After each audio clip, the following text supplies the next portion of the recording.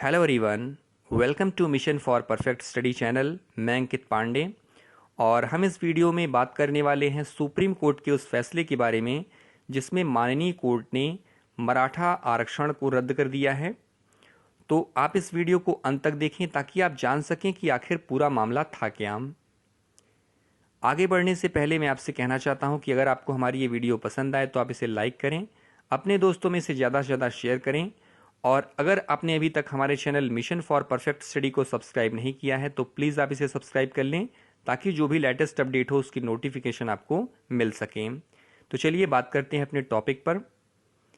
मैं आपको बता दूं कि वर्ष 2018 में महाराष्ट्र सरकार ने मराठा वर्ग को सरकारी नौकरियों और उच्च शिक्षा में 16% आरक्षण दिया और इस आरक्षण के पीछे जो आधार बनाया गया महाराष्ट्र की सरकार द्वारा वो जस्टिस एनजी गायकवाड़ की अध्यक्षता वाले महाराष्ट्र पिछड़ा वर्ग आयोग की रिपोर्ट को बनाया गया। और ये जो आरक्षण दिया गया था मराठा वर्गों को, ये ओबीसी जातियों के 27% आरक्षण से अलग दिया गया। इससे हुआ क्या कि जो पहले से ही महाराष्ट्र में 52% आरक्षण था वो बढ़कर अब 68% यानी 68% हो गया। और इससे जो है सुप्रीम कोर्ट के इंदिरा साहनी बनाम भारत संघ के उस फैसले का उल्लंघन हुआ इस आरक्षण देने से महाराष्ट्र सरकार के, जिसमें सुप्रीम कोर्ट ने आरक्षण की सीमा अधिकतम 50% ही रखने को कहा था। अब क्या हुआ कि जो इस आरक्षण के खिलाफ थे वो बॉम्बे हाई कोर्ट में चले गए और उन्होंने आरक्षण के खिलाफ बॉम्बे हाई कोर्ट में चुनौती प्रस्तुत की। बॉम्बे हाई कोर्ट में इस आरक्षण को दो मुख्य आधारों पर चुनौती दी गई। पहला था कि इसके पीछे कोई उचित आधार नहीं है, यह सिर्फ राजनीतिक लाभ के लिए दिया गया क्योंकि महाराष्ट्र में जो मराठा वर्ग के लोग हैं उनकी अच्छी खासी आबादी है, लगभग 30%। दूसरा जो आधार बताया गया उनके द्वारा वो ये था कि यह जो है सुप्रीम कोर्ट के इंदिरा साहनी बनाम भारत संघ के उस फैसले का उल्लंघन करता है जिसमें आरक्षण की सीमा अधिकतम 50% ही रखने को कहा गया था। अब इस पर जो है हाई कोर्ट ने विचार किया और अपना फैसला दिया जून 2019 में। हाई कोर्ट ने इस आरक्षण के पक्ष में फैसला दिया, ठीक है, और हाई कोर्ट ने माना कि असाधारण स्थितियों में किसी वर्ग को आरक्षण दिया जा सकता है। हालांकि आरक्षण को घटाकर उच्च शिक्षा में 12% और सरकारी नौकरियों में 13% कर दिया गया, ठीक है। तो ये बॉम्बे हाई कोर्ट का फैसला था। अब जो याचिका दायर करने वाले थे इससे वो संतुष्ट नहीं हुए, वो चले गए सुप्रीम कोर्ट में। अब हाई कोर्ट के फैसले को सुप्रीम कोर्ट में जब चुनौती दी गई तो सुप्रीम कोर्ट ने सुनवाई के दौरान मराठा आरक्षण पर अंतरिम रोक यानी स्टे दे दिया और कहा कि संविधान पीठ के फैसले से तय होगा कि यह रोक हटेगी, अन्यथा नहीं। अब विस्तृत सुनवाई में 5 जजों की पीठ जो है इस पर विचार करने के लिए बैठी और ये जो पीठ थी वो कुछ निम्न बातों पर जो है उन्होंने विचार किया, जो कि इस प्रकार है। मैं आपको बता दूं कि क्या महाराष्ट्र में वाकई ऐसी कोई असाधारण स्थिति थी कि आरक्षण की तय सीमा से परे जाकर मराठा वर्ग को अलग से आरक्षण दिया जाए।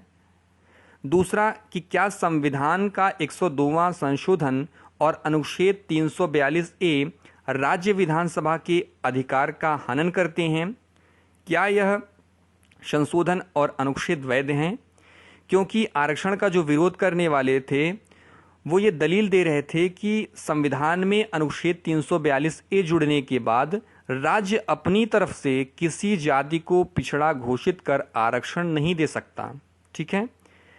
तीसरी बात, क्या 1992 में आए इंदिरा साहनी बनाम भारत संघ के फैसले पर दोबारा विचार की ज़रूरत है जिसमें कुल आरक्षण की सीमा 50% रखने वाले 9 जजों की बेंच के फैसले को दोबारा विचार के लिए बड़ी बेंच में भेजा जाना चाहिए। तो इस पर जो है माननीय सुप्रीम कोर्ट ने विचार किया और थोड़ा सा मैं आपको 102वां संविधान संशोधन 2018 के बारे में बता दूं तो यह जो है राष्ट्रीय पिछड़ा वर्ग आयोग यानी NCBC national commission for backward classes को संवैधानिक दर्जा प्रदान करता है और इसमें जो है इस संशोधन द्वारा संविधान में, भारतीय संविधान में 2 अनुच्छेद क्रमशः 338 बी और 342 ए जोड़ा गया। अनुच्छेद 338 बी जो है सामाजिक और शैक्षणिक रूप से पिछड़े वर्गों से संबंधित शिकायतों और कल्याणकारी उपायों की जांच करने के लिए एनसीबीसी को अधिकार प्रदान करता है। इसके अलावा अनुच्छेद 342 ए जो है राष्ट्रपति को विभिन्न राज्यों एवं केंद्र शासित प्रदेशों में सामाजिक और शैक्षणिक रूप से पिछड़े वर्गों को निर्दिष्ट यानी चिन्हित करने का अधिकार प्रदान करता है। इन वर्गों को निर्दिष्ट करने के लिए वह संबंधित राज्य के राज्यपाल से परामर्श कर सकता है। हालांकि यदि पिछड़े वर्गों की सूची में संशोधन किया जाना है तो इसके लिए संसद द्वारा अधिनियमित कानून की आवश्यकता होगी। तो ये कुछ बातें हैं जो आपको ध्यान रखनी हैं। ये 2 जो अनुच्छेद हैं 338 बी और 342 ए, इसको आप ध्यान रखिएगा कि इसमें क्या बातें हैं।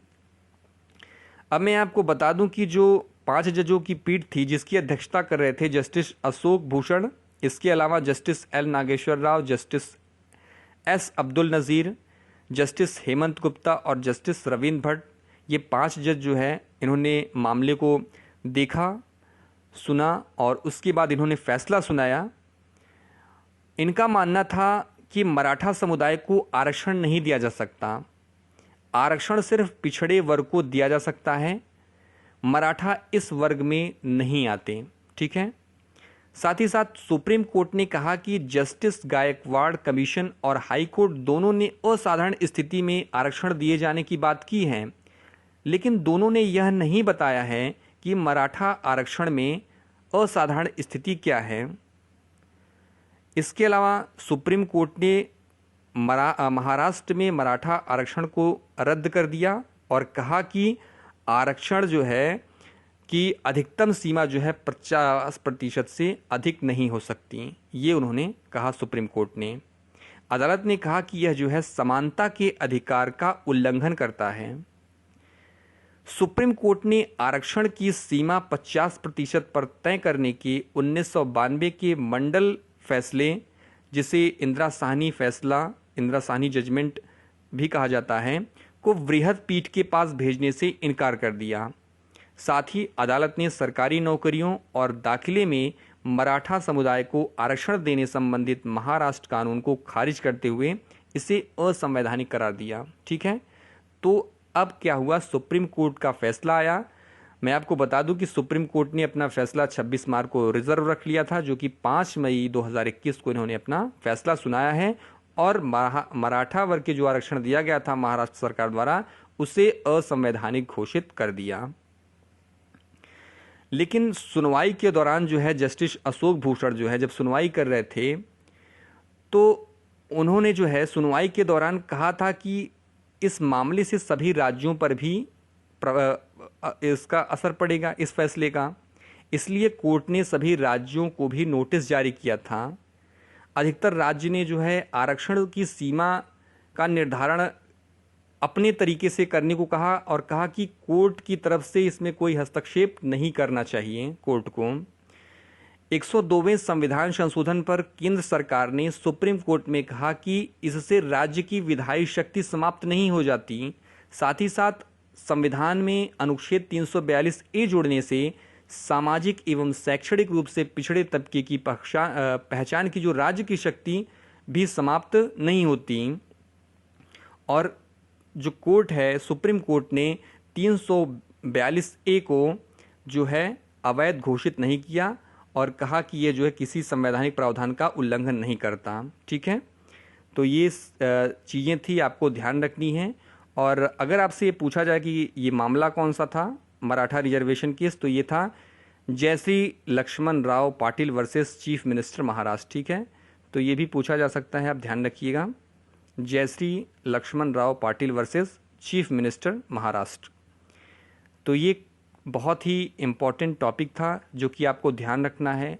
इसमें जो अनुच्छेद हैं 342 ए, 338 बी, ये भी आप ध्यान रखिएगा, इससे क्वेश्चंस पूछे जा सकते हैं। तो फ्रेंड्स आज के लिए बस यहीं तक। Thank you, have a